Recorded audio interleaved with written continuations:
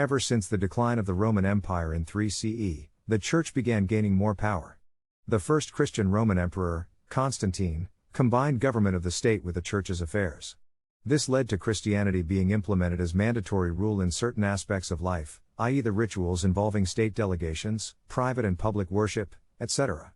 Around 476 CE, kingdoms began to emerge in Europe. The monarchs who governed the kingdoms had dealings with the Church, which by now had amassed quite considerable wealth and power. As many of these rulers were really puppets placed in position by the Church, they were usually from large wealthy families who were considered to be the Church's benefactors. Their principles/criteria for ruling were also dictated by the Church. However, if we examine the Christianity of the day, or even that of today, we find that it lacks certain systems by which to govern. Where in Islam we may find comprehensive descriptions of the ruling system, the education system, the foreign policy, the economic and the ritual systems, in Christianity we may only find vague and scant references to how these principles should become a way of government. Therefore, the Roman Church had to look elsewhere for its policies, and turn to many of the traditions of the old pagan Roman government. Although the papacy ruled directly over only the small regions around Rome, and from time to time over England, Sicily, and Jerusalem, it had more political power than any other government in Europe.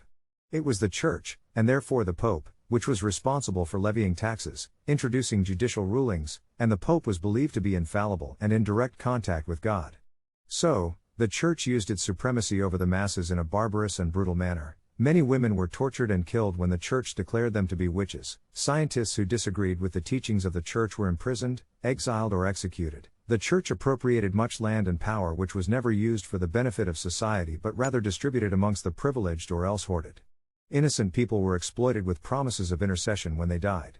A great source of income was the sale of the keys to heaven to a person on his deathbed wanting to be absolved of all his sins, or to wealthy families with many sins on their neck would be convinced that if they commission artists to portray religious propaganda art, they would be forgiven. People at the time did not want to speak out against such atrocities for fear of recrimination, such was the fear they had of their ruling body. This form of governing continued till the beginning of the 14th century when huge signs of discontent became apparent.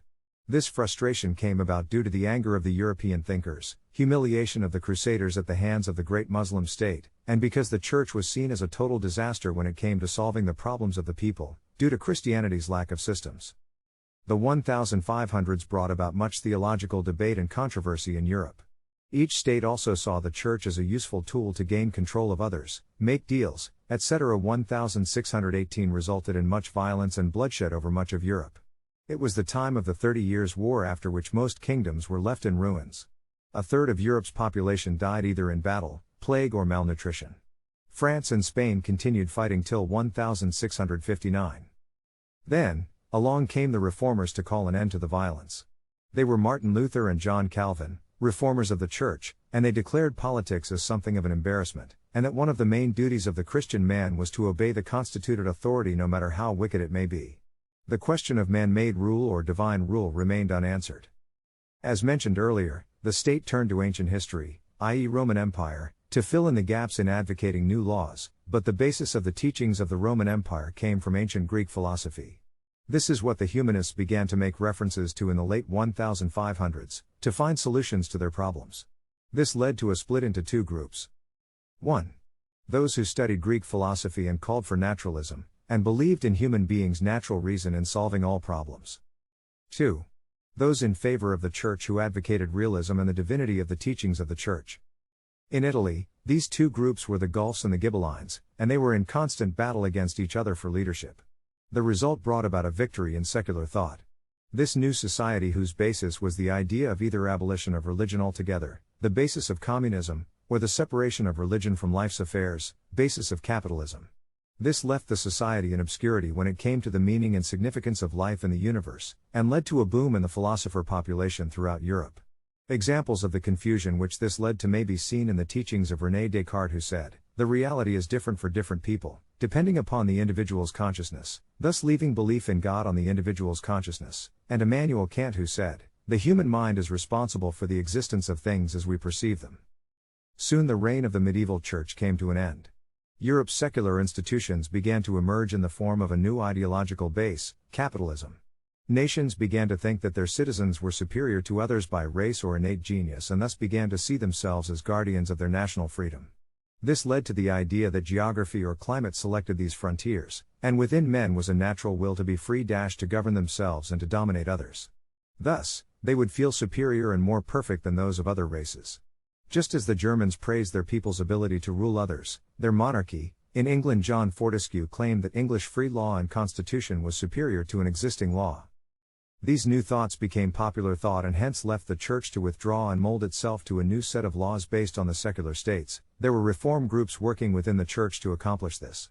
So now the church could no longer manipulate the monarchs, it was a tool in the hands of the secular governments to manipulate the people. For example, the declaration of the church that secular people who lived faithfully and worked honestly were as good in front of God as the religious people. This was a complete turnaround from their threatening gestures made earlier towards anyone who said anything that challenged the Christian doctrine.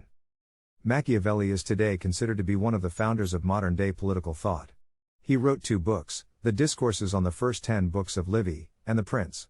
His political thought was, politics is purely secular. It is the combat of men in search of power.